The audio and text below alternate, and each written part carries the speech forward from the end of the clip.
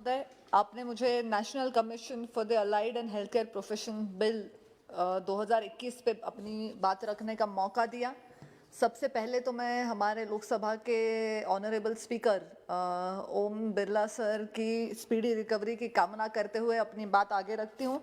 Sir, I will try my level best not to repeat the points that have been already raised by my colleagues, पर मैं इस माध्यम से आज इस प्लेटफॉर्म से हमारे देश के प्रधानमंत्री, हमारे देश के हेल्थ मिनिस्टर, सारे डॉक्टर्स जिन्होंने कोरोना के खिलाफ इस वॉर में अपना योगदान दिया, उनका बहुत बहुत शुक्रिया अदा करना चाहती हूँ। पर ये लड़ाई जिनके बगैर बिल्कुल भी अधूरी रह जाती, इन अलाइड हेल्थ केयर प्रोफेशनल्स का जो महत्व है वो हमें इन कोरोना के टाइम पे समझ में आया है। मैं इसलिए ऐसा कह रही हूँ सर क्योंकि मैं खुद एक डॉक्टर हूँ और मेरे सहयोगी जो यहाँ पे है, जो खुद अपनी एमबीबीएस की या उसके बाद की भी पढ़ाई पूरी कर चुके हैं, वो भी जानते होंगे कि मेडिसिन पढ़ते समय सर अलाइड ब्रांचेस को देखने का एक अलग ही नज़रिया रहता था। I wouldn't say they're looked down upon, but they're not taken into consideration. मैं डर्मेटोलॉजिस्ट हूँ तो मेरी ब्रांच भी मेडिसिन की अलाइड ब्रांच है। हम लोग आज तक इनको बहुत महत्व नहीं दे रहे थे, पर इस बिल के माध्यम से आज इन लोगों की समस्याओं को एक महत्व देके उनकी समस्या सुलझाने की तरफ ये एक बहुत बड़ी पहल है।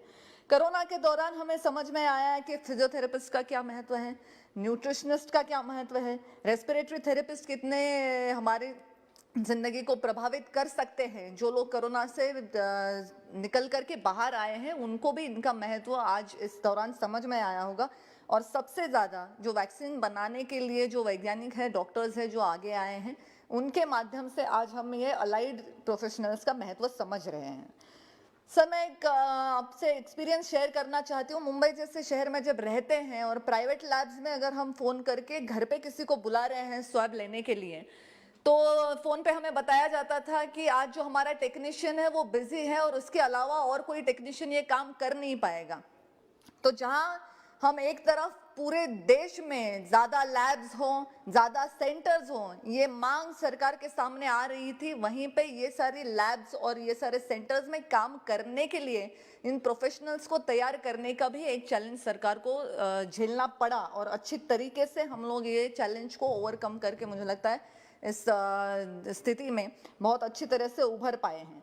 हम लोग जब health and family welfare meeting में भी बात करते थे, इसके नाते हम सुझाव दे रहे हैं, पर जो फील्ड पे काम कर रहे थे लोग, क्या वो इसके बारे में ट्रेंड थे, क्या वो इसके बारे में तैयार थे? कमेटी ने जो रिकमेंडेशन दिए टोटल 110, उसमें से 102 इसमें एक्सेप्ट किए गए हैं, 6 मॉडिफिकेशन के साथ एक्सेप्ट किए गए हैं।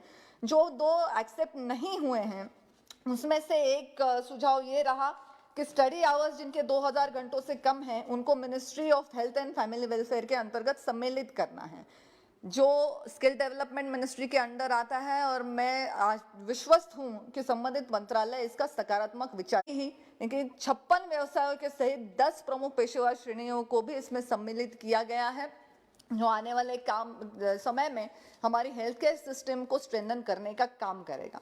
सर, इसमें सर्विसेज और स्टडीज के स्टैंडर्डाइजेशन के साथ साथ रजिस्ट्रेशन जो है इन प्रोफेशनल्स का, उसका भी प्रावधान है, जो इन प्रोफेशनल्स को ना सिर्फ रजिस्ट्रेशन दिलवाता है, उनको एक डिग्निफाइड आइडेंटिटी भी दिलाता है। और साथ ही साथ सभी व्यवसायों को अंतर्राष्ट्रीय श्रम संगठन ILO और अंतर्राष्ट्रीय व्यवसाय मानक के वर्गीकरण ISCO 08 के अनुसार कोडिंग भी करा जा रहा है, जिसके माध्यम से जो लोग हमारे देश में पढ़ाई कर रहे हैं, जो हमारे देश में काम करते हैं, उनको अंतर्राष्ट्रीय स्तर पे अपने नॉलेज का, अपने ज्ञान का उपयोग करके अपनी आजीविका को हासिल करने का एक मौका इससे प्राप्त होगा और देश विदेश में अपने लोग सेवाएं दे पाएंगे। हमारे विदेश मंत्री ऑनरेबल जयशंकर जी ने कहा कि जहां दुनिया एक देश को वायरस देने वाला देश की तरह देख रही है, वहीं पे भारत देश को एक सारी हेल्थ सुविधाएं देने वाला, वैक्सीन की निर्मित करने वाला देश के तौर पे आज दुनिया हमारी तरफ देखती है। हमारे डॉक्टर्स पहले से भी दुनिया भर में अच्छा काम करते रहे, है ना सर। ये आज ILO और ISCO के कोडिंग के बाद हमारे अलाइड हेल्थ प्रोफेशनल्स भी दुनिया भर में अपनी सेवाएं दे पाएंगे। अच्छा लगता है कि ये लोग हमारे देश का नाम दुनिया में जाके रोशन करें, पर ऐसा ना हो कि उनको वहाँ इतने अट्रैक्टिव पैकेजेस मिल जाते हैं कि लोग हमारे देश में काम करने की बजाय बाहर जाके काम करना ज़्यादा पसंद करें। तो उनके लिए कोई अट्रैक्टिव सैलरी पैकेजेस का भी प्रावधान आने वाले समय में मैं मंत्री महोदय से विनती करना चाहती हूँ कि ये ज़रूर इस पे काम करें। इस मुद्दे का मैं निजी तौर पे बहुत ज़्यादा समर्थन करती हूँ, क्योंकि मैं ग्रामीण क्षेत्र से आती हूँ और रिलेटिवली पिछड़ा हिस्सा है। तो मुझे अच्छा लगेगा कि हमारे क्षेत्र के जो लोग हैं वो ऐसी पढ़ाई करके विदेश में जा कर के अपनी आजीविका हासिल कर सके, अपना नाम, अपने परिवार का नाम रोशन कर सके। किसानों के बच्चे इसमें आगे आ सकते हैं, गन्ने के खेत में काम करने वाले मजदूर के बच्चे इसमें आ सकते हैं।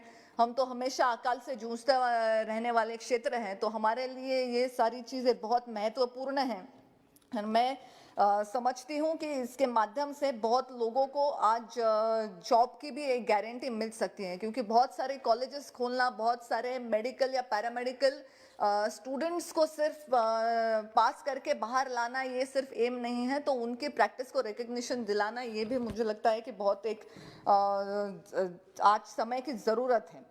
सर, वैसे तो मैं डॉक्टर हूँ, एलोपैथी की डॉक्टर हूँ, तो डॉक्टरों की बात करना तो मेरा उत्तरदायित्व तो है ही, पर आज इस असंगठित क्षेत्र के व्यावसायिकों के बारे में, इन कर्मचारियों के बारे में, उनके विषय के बारे में मुझे बात करने का अवसर मिला, इसमें मैं अपना गौरव समझती हूँ।